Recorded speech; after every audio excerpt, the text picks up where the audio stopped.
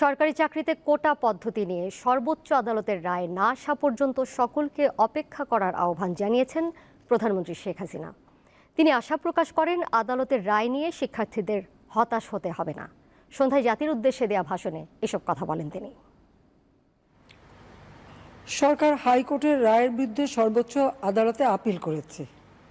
Appeal আদালতে শুনানির দিন ধার্য করা হয়েছে।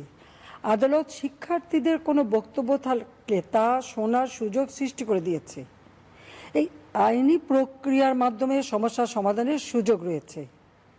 এই আইন প্রক্রিয়া সমাধানের সুযোগ থাকা সত্ত্বেও রাস্তায় আন্দোলনে নেমে দুষ্কৃতিকারীদের সংঘাতের সুযোগ করে দেবেন না।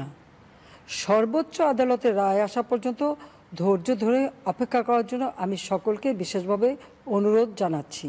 আমার বিশ্বাস আমাদের ছাত্র সমাজ উচ্চ আদালত থেকে ন্যায় বিচারই পাবে, তাদের হতাশ হতে হবে না।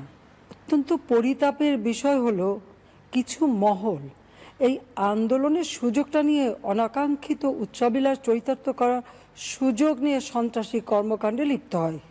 এই ধরনের ঘটনার সঙ্গে যারা জড়িত তাদের চিহ্নিত করে উপযুক্ত শাস্তির ব্যবস্থা করা হবে। আমি দ্ব্যর্থহীনভাবে ঘোষণা করছি, যারা হত্যাকাণ্ড, লুটপাট ও সন্ত্রাসী কর্মকাণ্ড চালিয়েছে, এরা যেই হোক না কেন, তারা যেন উপযুক্ত শাস্তি পায় সে ব্যবস্থা নেওয়া হবে। আমি আরও ঘোষণা করছি, হত্যাকাণ্ড সহ যে সকল অনভিপ্রেত ঘটনা ঘটেছে সুষ্ঠু ও ন্যায় বিচারের স্বার্থে সে সকল বিষয়ে বিচার বিভাগীয় তদন্ত করা হবে। এই অনাকাঙ্ক্ষিত ঘটনায় যারা নিহত হয়েছেন তাদের জন্য গভীর দুঃখ প্রকাশ করছি এবং পরিবারের সদস্যদের প্রতি আমার সমবেদনা জানাচ্ছি। শিক্ষার্থীদের পিতা মাতা, অভিভাবক এবং শিক্ষকদের প্রতি আমার আবেদন, তারা যেন তাদের সন্তানদের নিরাপত্তার বিষয়ে সজাগ থাকেন।